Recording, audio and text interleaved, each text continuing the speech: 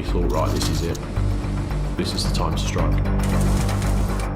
It was one of the biggest jewel heists in British history, carried out by the most improbable gang. These old boys in their 70s still trying to carry out the perfect crime. This film now reveals the extraordinary details of the police operation to catch the thieves. The first real breakthrough moment, eureka moment, was the breaking of the pump. With unprecedented access to one of the burglars. It was a piss-hole place anyway. I think they'd have a better security. And the exclusive collaboration of the detectives who cracked the case. We started to record conversations taking place. The biggest robbery in history, that's what they're saying. And with footage that's never been broadcast before, we'll reveal how they captured the mysterious sixth man, the electronics mastermind known as Basil. It is slightly distinctive, isn't it? You can see that throwing of the right leg. The jewellery that he had at his home address, there was just such a huge amount of it. This is the inside story of the police investigation from their point of view. This was a race against time.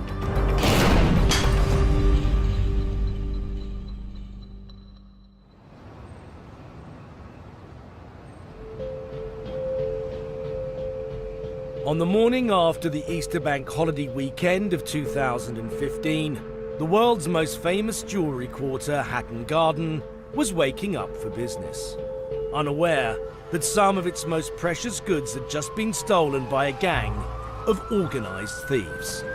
I just want to bring you some breaking news that's just reaching us here. £100 million worth of cash and jewels is estimated to have been stolen in a heist in a London vault. The vault was used mainly by traders to store their diamonds, gold and jewellery. Just after 8 a.m, police were called to investigate a break-in at the Hatton Garden safe deposit. Immediately, the case was handed over to the flying squad, a unit my father served in when I was a kid. This would prove to be one of their greatest tests against some of their oldest adversaries. Detective Sergeant Jamie Day is part of the elite team that has now decided to tell the full inside story of their investigation. What did you think when you first arrived on the scene? I can see the devastation as you come through here. Dust everywhere. This whole corridor was full of tools, water pipes, hoses, absolute devastation in here. What are you thinking at this point? Do you have any idea just how big a robbery this is? The fact that we've been called, I know this is sophisticated and it's numerous people and this is organised. But how do they get in their building? By the front door, numerous keys available for that. Everybody in this building has access to that door. The source of the key has yet to be identified. Once inside the building, they used an ingenious way to get into the vault. They climbed down the shaft of the customer lift. This lift drops you into the vault itself, right in the heart of it, but then they're confronted with this shutter which is bolted to the floor. Right. And that's where they essentially forced this shutter up. Now they had just 60 seconds to disable the alarm. The sophistication of what they've done, even alarm engineers were stumped as to how have they achieved it. With the alarm deactivated, the gang set to work drilling their way towards the millions inside the vault. So this is the main vault door. Couldn't get through that? Couldn't get through that, didn't even attempt to my knowledge. And this is the hole that they've broken into. This room is floor-to-ceiling security boxes, 999 boxes. Do you think they targeted certain boxes? No, I don't. If you went round this room, these boxes, very, very unlikely to be opened. These boxes not really targeted. This is the working height that they were at throughout this area. They only managed to get in the region of 70 boxes open. And there's 999. Police would later discover that it had taken the gang more than one night to enter the vault over that Easter weekend. This had caused the gang to split up, and the errors they made after that split would lead to their arrests. One mistake nearly got them caught on the first night they went in. They disarmed the alarm, but it still sent a message to the monitoring company that it had been triggered. A security guard came, saw nothing, and a false alarm was reported. The police didn't show up. After the burglary was discovered, local businesses were angry when the error was revealed. I cannot believe that they couldn't actually go into the premises and investigated it properly. The police were forced to apologise, blaming a breakdown in communications at their end. The systems and processes that we have in place weren't followed, and as a result of that, officers did not attend the premises when in fact they probably should have done, and for that I want to apologise. The flying squad were now under extreme pressure to catch the culprits. Worse still, forensic analysis of the crime scene proved fruitless. There was lots of bleach bottles at the scene. Bleach deteriorates DNA and the forensics. The thieves had also taken the hard drives of the vault security cameras, so there were no pictures of them. They'd wiped the tracks pretty well, which obviously really informed us that who we were looking at were organised, and that they were forensically aware. Speculation raged in the press about who was responsible for the heist. I mean, initially it was, is it the Pink Panthers who've come in from Eastern Europe to do it, or, you know, ex-soldiers? Or, I mean, there was very entertaining speculation. It seemed to be sophisticated and well planned, from actually gaining entry into the premises to actually drilling the hole. The burglars' timing of the heist gave the police even more problems. Breaking in over the bank holiday weekend gave the burglars a head start and put the police on the back foot, giving the gang even more time to dispose of the stolen goods. The gold, the diamonds and the jewels would have gone out to a specific market. So we were really mindful that this was a race against time.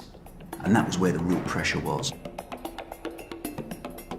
However, early on, detectives did make their first breakthrough. All CCTV, each premises was visited. Every street, from Hatton Garden, Hatton Wall, Greville Street, Leather Lane, there were 20 or 30 people that were dealing with that. Now detectives could finally get a look at the thieves and start building a picture of how the burglary happened. A white van arrives at about 8:20 p.m. on the Thursday night at the start of the Easter bank holiday. Minutes later, two men are seen walking towards Hatton Garden. They are followed by another man carrying a bag on his shoulder. He was incredibly savvy when it comes to surveillance, wasn't he? Yeah. So he knows there are cameras up there. He's got it on the same side, hasn't he? Absolutely. And you'll see here, he sort of just slows down a little bit, and you'll see he goes to his left pocket, Yeah, but that's the holds key. there. I'd suggest that's him taking the key out. So he goes in, he goes down the stairs, and he goes to the back of the property, he opens the door, and he lets the rest of the gang in. Yeah. While detectives were scouring the CCTV for clues, they suffered yet another setback. New CCTV footage appearing to show the gang of burglars pulling off the jewellery robbery in Hatton Garden has emerged. An obvious part of our job, if we get sent down to the crime scene, part of a journalist's job is to try to get pictures.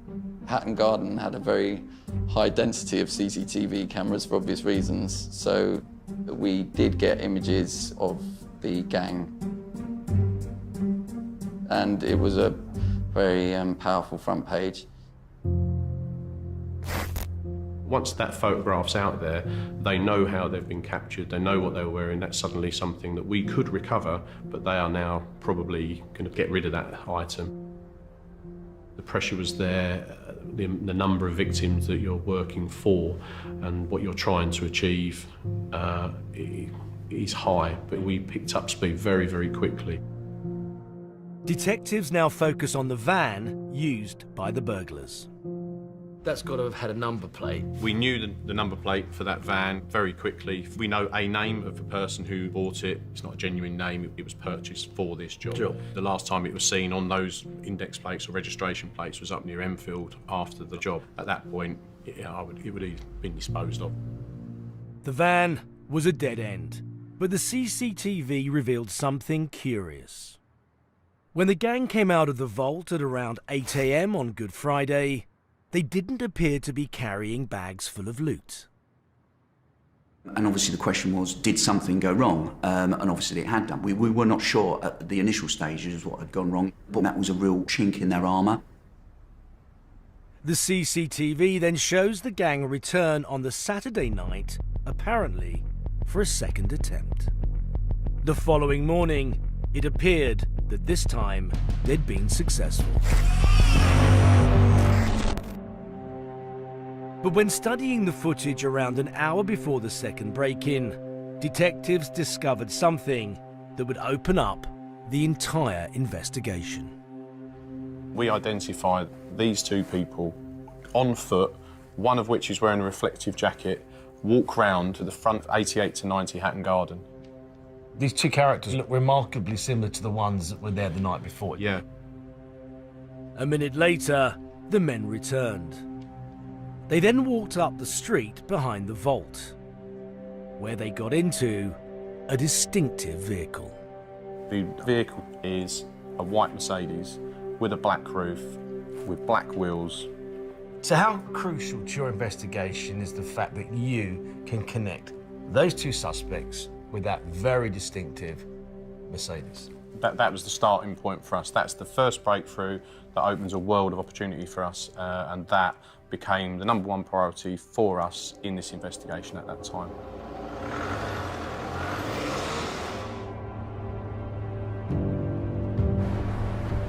Detectives accessed automatic number plate recognition to track the Mercedes as it drove away from the crime scene. After leaving Hatton Garden on the Saturday evening, the Mercedes was caught on camera on the Clerkenwell Road at around 9:30.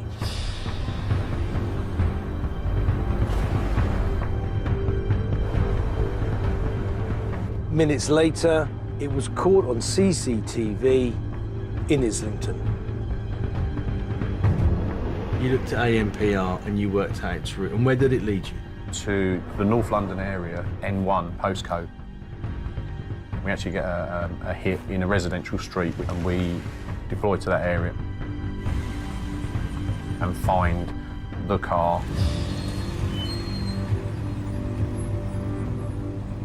What happens then? What do you do now? So this is the time when we step towards a surveillance capability to establish who's using that vehicle. And it's not long before we see a lone male, elderly male, regularly using that vehicle. That's John Kenny Collins. The first member of the gang to be identified couldn't have been further from the press's image of a Serbian gangster. Sure, I'm all right with this, man. I'm all right with this. He was in fact a 74-year-old grandfather who had lived in North London all his life, not 2 miles from the vault. You think they'd have a better security? It was a piss-hole place anyway. Could have half stuck it up themselves.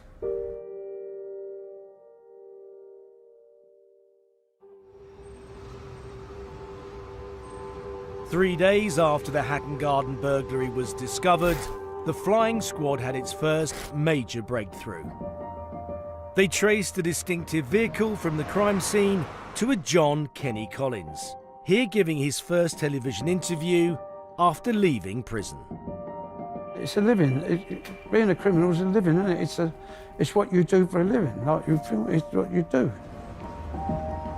So you get the name Collins, you look at his criminal record, and what does that tell you? It tells us that he's got a significant number of years in prison for serious offences, organised crime. Collins had been a face in the London underworld since the 1960s. Detectives checked the CCTV to find out what part he played in the burglary. So that's the van parks up, and that's Collins. He goes into 25 Hatton Garden, a across the way. From that position, he can see the front door in Hatton Garden and that fire escape side door. They wanted me to be the lookout and drive the van. Collins is then seen leaving his lookout post on the Good Friday morning when the gang come out empty-handed. They now had Collins, his car, his home address, and CCTV footage of him leaving his lookout post across from the vault. They now put a surveillance team on him to see if he would lead them to other members of the gang.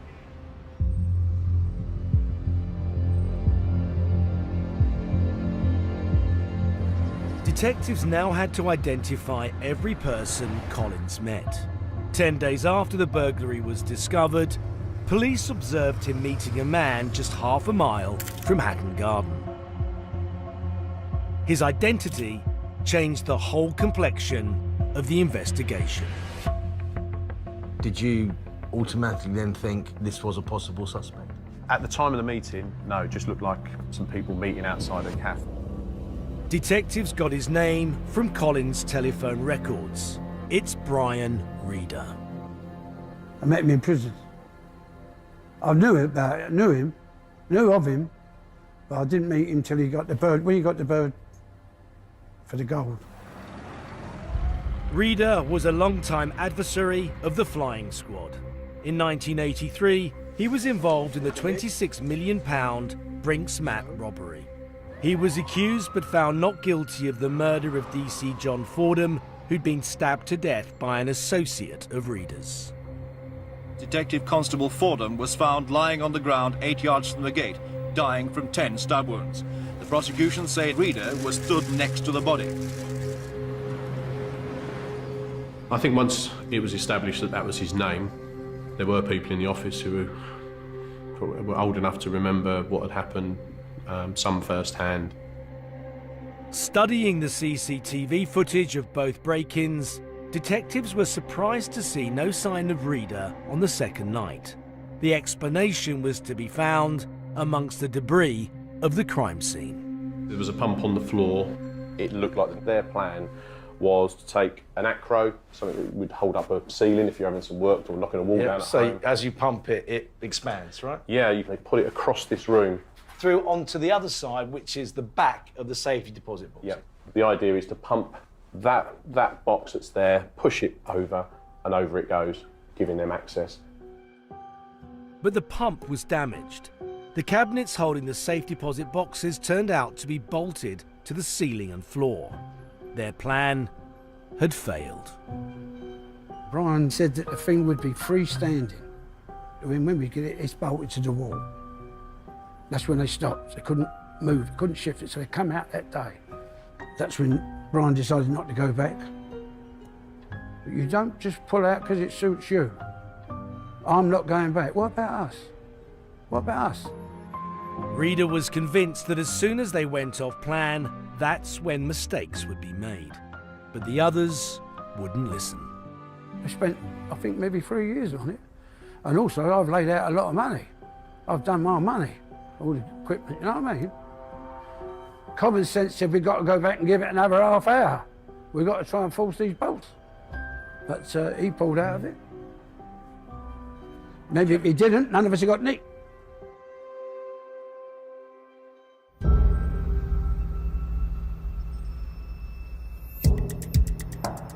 Three weeks after the burglary, detectives were still tailing Collins. They believed there was still a chance the loot could be recovered. But they needed a fresh lead, so they decided to appeal to the public. Police offered a £20,000 reward for information. We want to talk to members of the public that may have been in the Hatton Garden area, that may have seen anything suspicious. They may have seen that the loading or unloading of any heavy equipment. But some were not taking the robbery seriously. Detectives now investigating the incredible Hatton Garden jewellery heist are now appealing to any wives or girlfriends out there of men with, wait for it, specialist drill knowledge. Would you dub them up? Would you give them in? I wouldn't. Well, no, that's... Sorry, I didn't say that I know. It is. We shouldn't laugh, but... I think there was a certain amount of sneaking sympathy for them. I think the main reason was the age of the protagonists, these old boys in their 70s still trying to carry out the perfect crime, and the fact nobody was injured, and also that, rightly or wrongly, people don't have an enormous amount of sympathy for people with safe deposit boxes. There are people, obviously, who probably aren't insured, have lost everything. I knew several people who suffered very badly, and we haven't really seen them back in Hatton Garden again.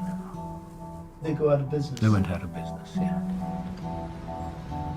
These were callous career criminals, yeah, they did not care.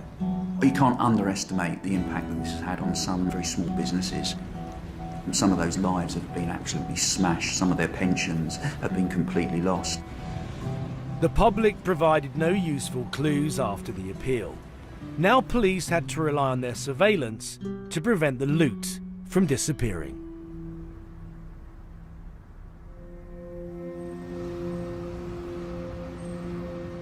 On the 24th of April, Collins was followed to a pub in North London. There he met Terence Perkins and Daniel Jones, who would later split the gang apart. Jones is younger than the two other suspects that you have. He's mid to late 50s, but he's more physically able. He's a career criminal as well. He doesn't have a day job by any stretch. Jones, he's a keep fit fanatic. He makes out he was in the army. I'm in the army, I've been in the army, and he would go in an army training camp. He lives in a world of his own. Perkins was a very different category of criminal. He was respected in the underworld for his role in the infamous Security Express robbery of 1983. Britain's biggest ever cash robbery. They doused a vault guard with petrol and threatened to burn him alive unless they were given the keys. I didn't know Terry before he got his 22 years for the £7 million cash robbery. Terry was his own man. He's entirely different. I like Terry.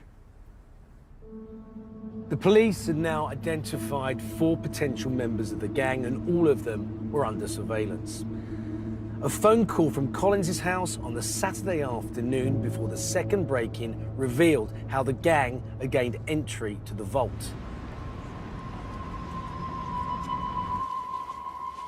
When we conducting surveillance on Collins, there was a call made to D&M Tools down in Twickenham. What's he after? He's trying to source a pump, a hydraulic pump. They left a broken pump behind, did they not? That's right, they did, yeah. And we thought, well, maybe they've gone to source equipment.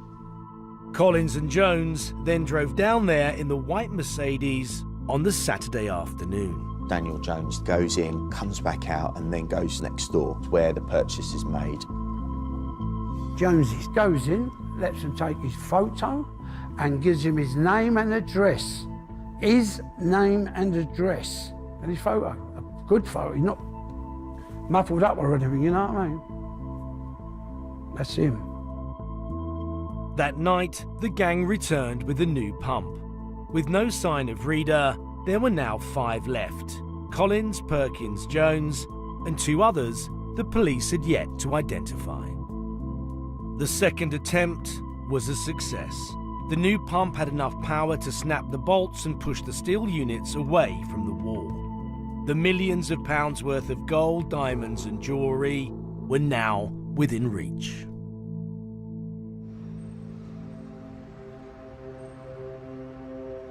Nearly a month after the burglary, detectives still didn't have enough evidence to connect the men to the crime. Until one Friday night, when Collins and Perkins met Brian Reader for a drink at the castle, accompanied by a surveillance officer with a hidden camera. The officer had to get within a few feet of the gang to film this footage.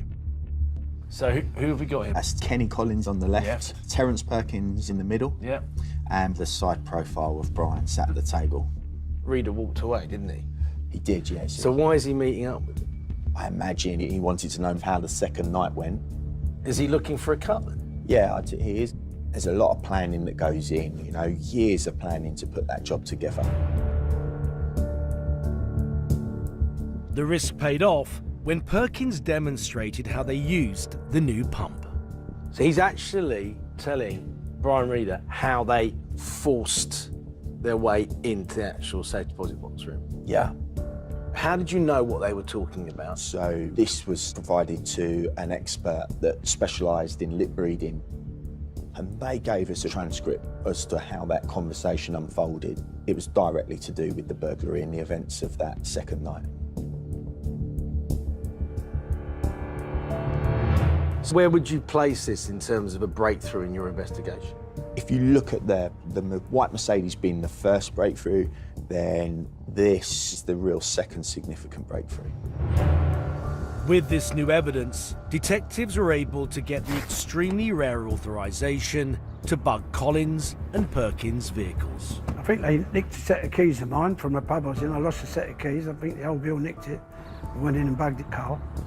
The bugs allow detectives to eavesdrop on their conversations. This is the first time the burglar's words have been heard outside a courtroom. Biggest robbery in the fucking world, Dan. The recordings show the tensions that were starting to pull the gang apart. They also confirm the reason Brian Reader walked off, soon to be followed by another member of the gang. He's becoming an old ponce now, Brian. He is an old ponce. And Kenny is a soppy old...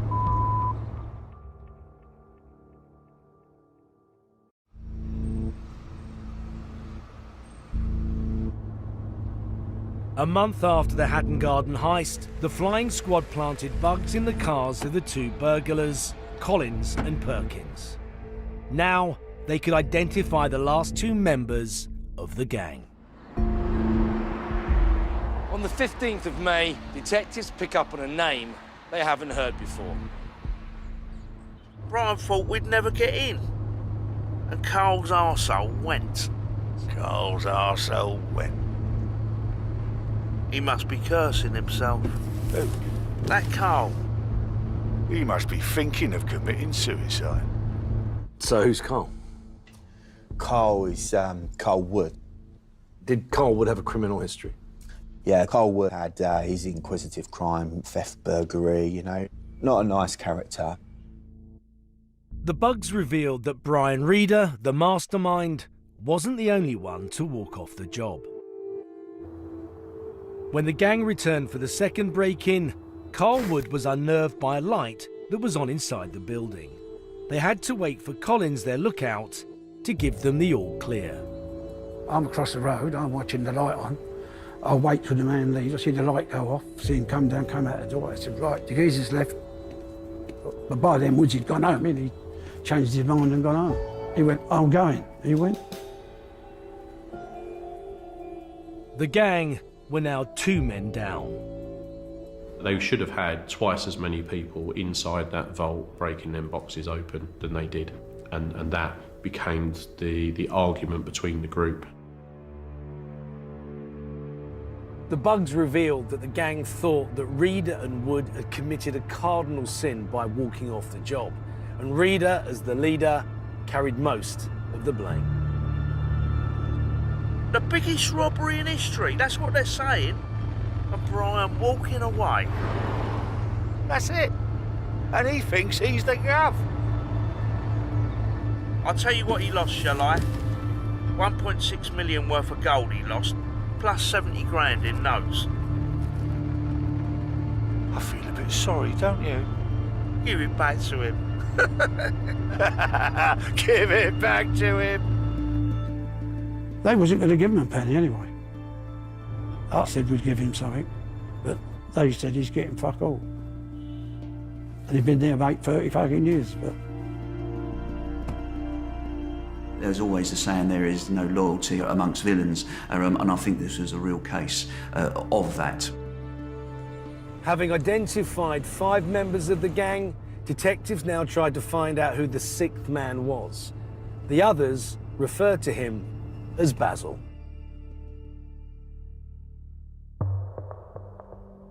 The bugs revealed that it was Basil who had the key to the safe deposit building. The only one who could get nicked was poor old Basil on the key bit. You know what I mean?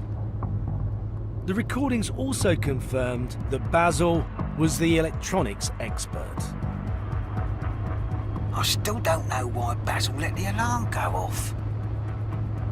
You know what Basil's gonna say, yeah? Oh, I don't know enough to challenge him, you know what I mean? He can baffle me with bullshit. I used to call him the boffin.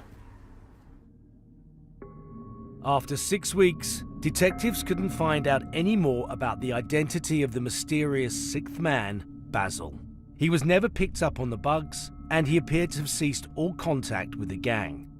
This footage from the break-in was all they had. This is probably the closest full-profile picture of Basil. It's impossible to ID him, isn't it? It is. What we can see is the back of his hair, the collar line of the ginger hair. That doesn't look right. That's not his hair. He's wearing a wig. Exactly. After the heist, Basil disappeared, and his identity would remain a mystery for the next 3 years. Detectives now concentrated on trying to recover the loot before it disappeared for good. Crucially, what the bugs also revealed was that the change of plan caused by the broken pump had a knock-on effect on the division of the loot. We drove it to my house, took the 2 dustbins out, put them in my place. So why didn't you cut it up there and then? Didn't have time. What was the rush? I had to clear the house out. She's coming back on bank holiday. She's only gone away with the bank holiday. I wanted the house empty before she didn't know nothing about it. Colin's wife was due home the next day, so the gang had to hide the spoils elsewhere until they could find a place to divide them up. Jonesy took all the diamonds, I took all the tool. I gave mine to Bill Lincoln, brother-in-law. He happened to come round. He didn't know nothing about it. I said, take that, put that down for me. He was going away for 2 weeks holiday the next day. I thought he'd put it in his house. But he went and give it to someone else. Oh, you can imagine. Jones had to hide the jewels until they could divide them up. He buried them in Edmonton Cemetery. Police now discovered that he and Perkins planned to double-cross the others. Stones, where'd you put them? With them or over the cemetery? Nah, leave them over the cemetery. We'll have them. We'll say it's our bit. But their greed didn't hide their fears when they heard Collins had involved his brother-in-law, Bill Lincoln. How the fuck has that Bill got involved? I said to Brian, Bill has wound up with a fucking gear. He said, not Bill.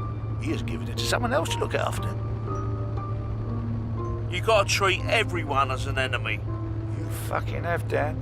You can't let money out of your fucking sight. It was all cash. Detectives now knew that the goods were hidden in different places until the crooks could divide them up. It was now a case of waiting as long as possible, because the more likely it is we're going to see that stolen property come back into the team. We didn't want to find a small amount, we wanted to find a significant amount. As many people are together as possible, as much property is together as possible. Then 6 weeks after the heist, detectives finally got their chance. I've paid for my daughter's holiday. Not all I wanted to give them, but let's see what we got once we chop it up and we'll have half a clue. You can't plan on doing anything until you know what you got, can you? Perkins had sent his daughter away so they could use her house to do the carve-up, otherwise known as the slaughter. A conversation in Colin's car revealed where and when the hidden goods would be divided. Is Bill coming with it? Yeah, he's the one who's going to bring it out. That's the time where we thought, right, this is it, and the decision's made. This is the time to strike. Over 100 officers were drafted in, ready to raid the homes and workplaces of every suspected associate of the Hatton Garden gang. We've got an awful lot of resources ready because we were going to follow William, Lincoln, Collins, Jones, Perkins, and we wanted to see them all come together. Is there an element of sort of fear or trepidation that it could go wrong? Yeah, you worry that things don't go the way you envisage they're going to go. What if you can't be sure that they've got those holdalls of gold and jewels? What if you lose them in the surveillance or people get away? There's a real mix of emotions.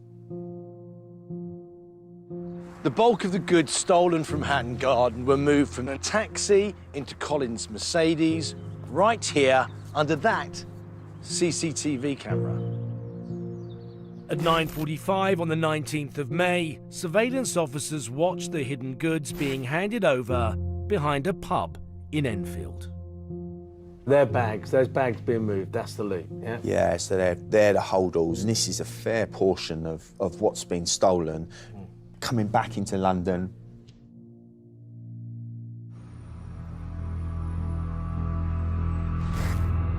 Collins and Jones were then followed to Perkins' daughter's house where the slaughter would take place. Reader and Wood had been left out, and Basil had not been seen since the burglary. This footage reveals the scale of the police operation. I mean, they swooped and caught 3 of us there. Jonesy got out the garden. I went to go with him, but they flattened me. If Basil would have been there for the cut-up, he'd have been nicked then, wouldn't he? Basil weren't nowhere. We never had nothing to do with Basil anyway.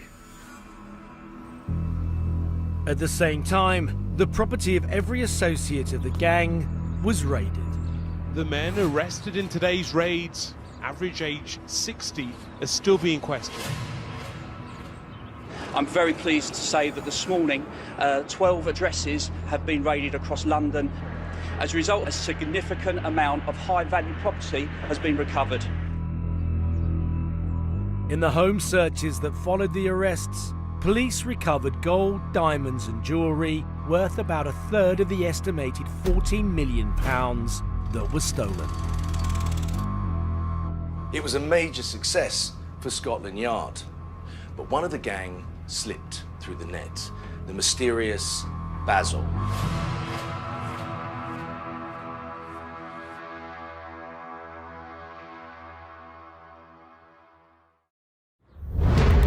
Your role, wasn't it, was to be the driver and the lookout? No comment. Were you a driller? No comment. What went wrong? Was it you that messed up? No comment. After only 6 weeks, police had rounded up 5 of the 6 Hatton Garden burglars. The evidence against them included millions of pounds worth of gold and jewellery, and even an instruction manual. All the tapes in the car buried them, you know what I mean? And they picked us up, picking the gear up. We had no chance. We had all the loot. Reader, Collins, Perkins and Jones all pleaded guilty, thus avoiding a trial and reducing their sentences from the mandatory 10 years. Reader got 6 years, 3 months, while the others got 7 years each. Wood and Lincoln were given 6 and 7 years, respectively. But what of Basil? What had become of the man they called the Ghost? Now, for the first time, the flying squad revealed the details of his capture. They began by reviewing all their surveillance material to see if they could spot anyone that looked like him. In the days after Kenny Collins was identified, police watched him meet with many people. Some were involved in the robbery, others were not. Each one was identified and discounted. One individual could not be eliminated. On the 17th of April, he met a male in Shoreditch Park. And then on the 24th, he met the same male again. And this time we said, let's get some imagery of this person. My understanding of body language, they know each other, they're sharing a joke. They're not two people that have met by coincidence. That person He was a person of interest who we can't eliminate from our inquiry, but that doesn't escalate them to Basil. The next time Collins met that individual, undercover officers followed him to the northern end of Liverpool Road in North London. There's CCTV in the area, and you're able to sort of box off an area of interest, So it gives you an area where he could possibly be living. Hopefully, yes, quite a slow process. And then some research about who's there, the people that are there, and you start ticking off your list.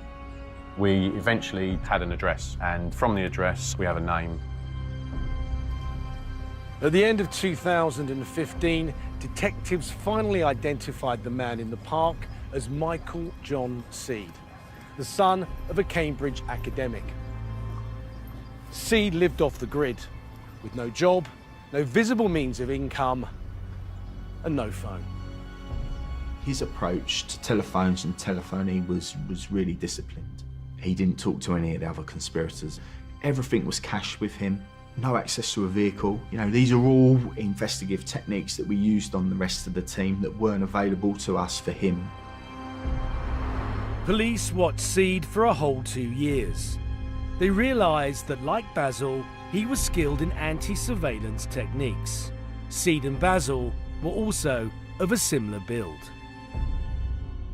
You look at the other people that John Collins meets, they're either too short, too young, too wide. There were similarities between the two men, but not enough to apply for a search warrant.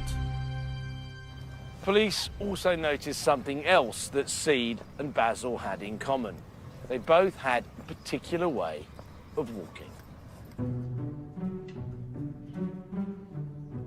Now you look at it, it is slightly distinctive, isn't it? I'd say you can see an But how imperfection. often did you have to look at it? How often would you stare at that? Hundreds of hours. So we've got him walking Hatton Garden. This is him being filmed under surveillance. And if you look at this, you can see that throwing of the right leg. Yeah. That's forward, and then this is the reverse angle of it. And again, you can see that there's... The leg gets thrown out, doesn't it? Look. Yeah. This very particular similarity finally persuaded detectives to get a search warrant. Had we have searched his flat and not recovered any stolen property, there was a good chance that we would have bailed him. After 2 years of waiting, the flying squad decided to take the risk.